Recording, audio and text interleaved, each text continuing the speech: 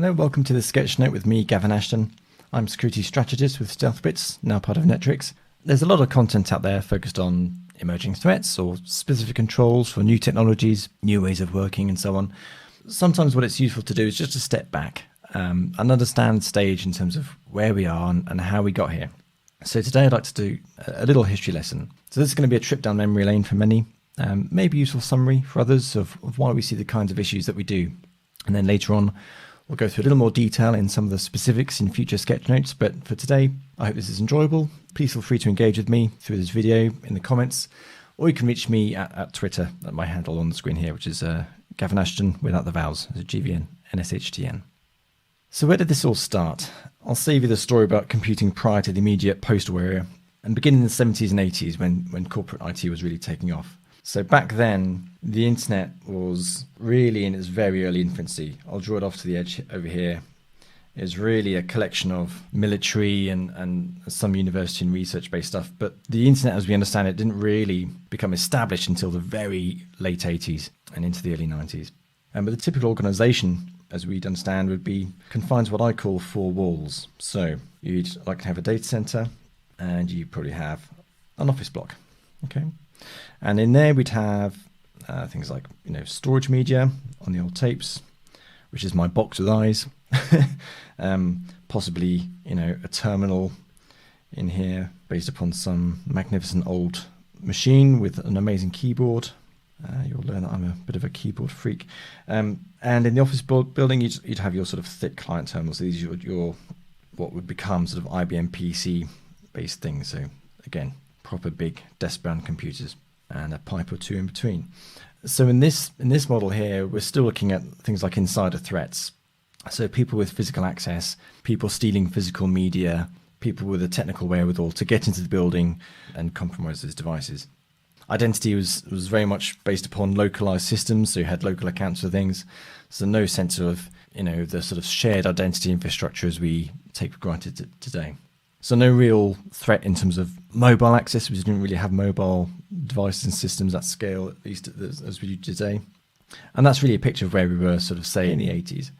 Moving on to the 90s, and, the internet, still an early system, although going through to the mid-90s, that's when the internet sort of really started to take off. So I'll draw a few other nodes on there. But from a corporate perspective, still fairly nebulous.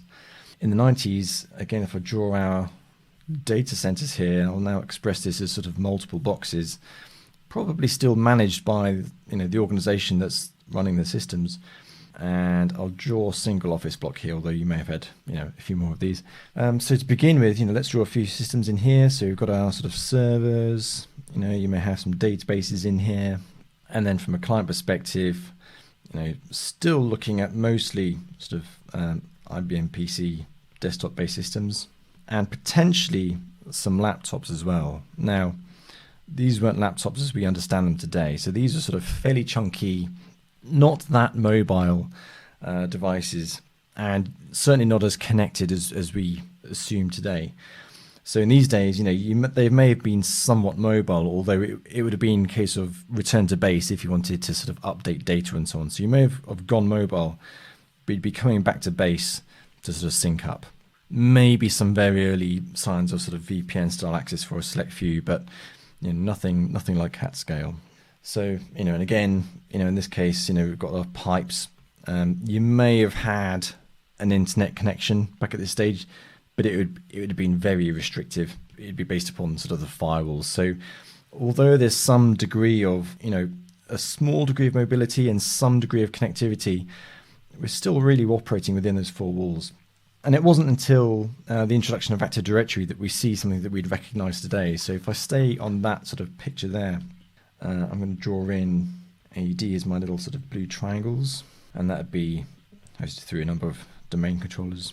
It was around this time that the mobility was slowly becoming more popular, although still very much in its infancy. So, you might have had that laptop, and the smartphone as we recognize it today still didn't exist, but the internet was becoming established. So, you'd access that purely through a browser on that desktop PC, for example, or the laptop. But, definitely not your car or your TV or your watch or whatever else. And it was at this time we started to see the first big email-borne threats, so viruses and malware. So the cybersecurity world was beginning to recognize external threats, but we're still much more focused at this point upon that perimeter in terms of a firewall blocking the outside world. And the principle of least privilege to protect from insider threats and physical access were much more sort of prevalent. If I move on, the iPhone was introduced in 2007. We're moving on towards sort of the 2010s now. So data centers wise, we may have had our traditional data center. I'm just going to draw three. These are servers, by the way. These blobs in these squares. We may have had, a traditional data center, but it's probably more likely at this point that we would have been using managed services. So I'll draw these as sort of blue managed service boxes, servers that either we or somebody else manage for us. We still have AD, and perhaps we still, we would still have office buildings, or perhaps we're operating out of partner sites. Possibly by the 2010s, we're looking at far fewer older sort of desktop PC systems at this point, although they're obviously still out there.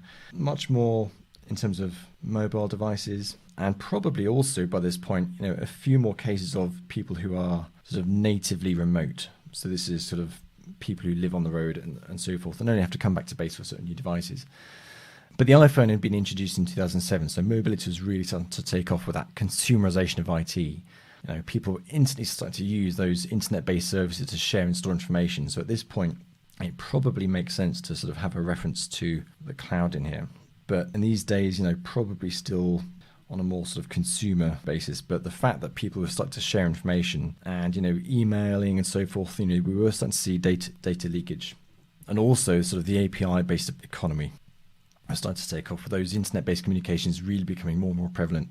So with these challenges, services were becoming more established to provide some level of management for devices across the internet. So we wanted to sort of get our hands around those devices. Although for most organizations, that was still sort of in addition to the existing and traditional methods of management through Active Directory joined machines. So fundamentally, we were still tied to that sort of four walls type of approach. If we wanted to access some application, that's going to be through sort of federation from Active Directory, from on-premises out to sort of specific applications, or maybe sort of other partners across the internet. But as devices become more and more remote, you can start to see the cracks appear. So the surface area of attack for the directory has basically exploded at this point.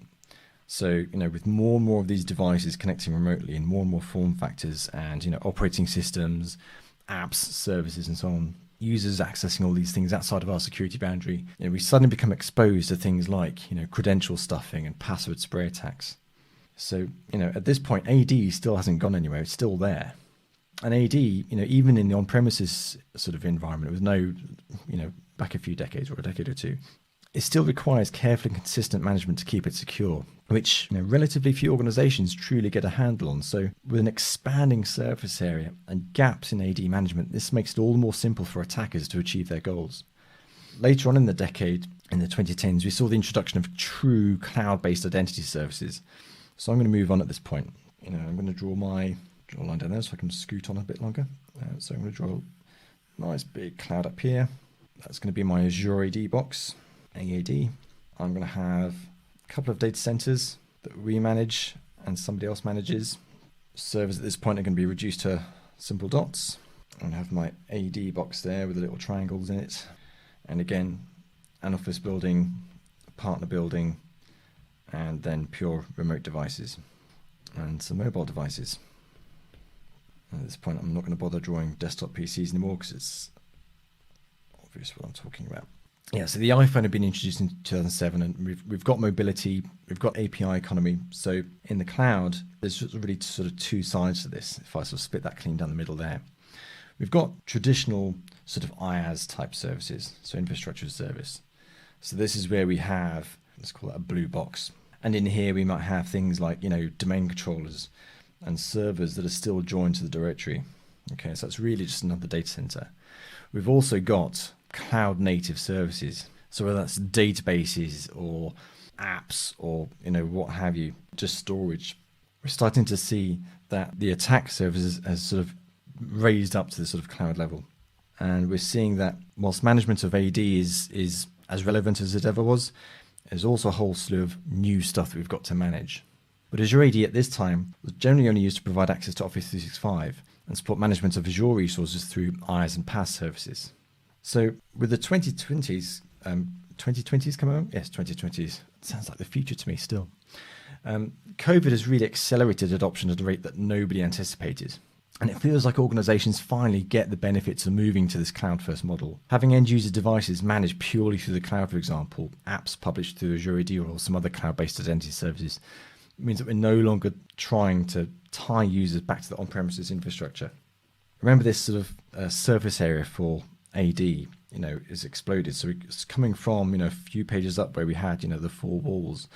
All of a sudden, you've got these sort of devices here, and there's more and more classifications of how we manage devices, corporate owned or personally owned, or business managed or personally managed. Different places that our infrastructure can exist, in either the managed services or cloud-based services.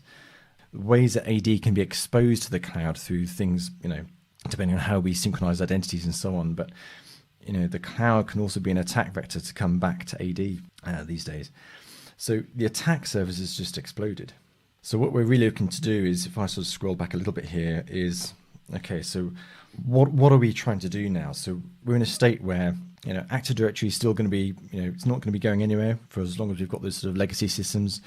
And even, organizations are still building up new applications and services into Active Directory. And attackers are already clued up to this, and they've already got, a couple of high-profile attacks targeting cloud-based identity platforms. So as much as it's still important to address things like the principle of least privilege and good general management of Active Directory, we've also got this new set of challenges to face. So as the number of systems is increasing, so has the number of security solutions. And if I draw these as kind of, whiz-coloured boxes in here, I'm not sort of really going to call any out in particular, but, let's just say that, the number of things that, and vectors and widgets and, it's all complexity. So already seeing a trend of organizations looking to consolidate their security stacks. People have become clued up to the fact that the more solutions we have out there, the higher our attack surface becomes. So I'm going to reduce those down a bit. And we're also seeing supply chain based attacks. So it's no longer a case of purely looking at the compliance of systems as they exist in production, but the whole end-to-end delivery process. And this is where you get into the DevOps or DevSecOps subject. We've also got new exciting developments in the identity space like passwordless technology and new features like verifiable credentials. So it's all very exciting. But fundamentally, from a perspective of Active Directory and identity, we're moving to a phase now where we've got the ability to say, right, okay, devices, they don't necessarily need to be tied to Active Directory anymore. Even hybrid management of devices, we're still reliant upon Active Directory and having builds and coming back to base for getting a new device and so on. We can move away from all that. We can get devices out of AD. Even these folks down here don't necessarily need to be in AD anymore. So we can remove all that attack surface from Active Directory. And we can also start to look at how we manage our identity flow between the cloud and on-premises to really minimize that exposure to Active Directory back and forth between the cloud. So things like Azure AD SSO, passwordless technology, etc. We're starting to minimize that threat from identity. So once we've sort of made it simpler to manage Active Directory, we can start to then, it makes it easier to then put those guardrails in to make Active Directory safer. We'll talk more about that a little later on. So that's my little whistle-stop tour of the past few decades. What I hope you got from this was an understanding of how threats have evolved over time, how putting some baseline controls around legacy platforms can help safeguard those and enable us to focus more on delivering more tangible benefits, whether that's through automation or cloud-based management of devices, getting apps authenticated through the cloud or whatever it is you're looking to achieve. And I'm going to leave it there for today. So I hope you found this interesting and useful, and I'll catch you again soon.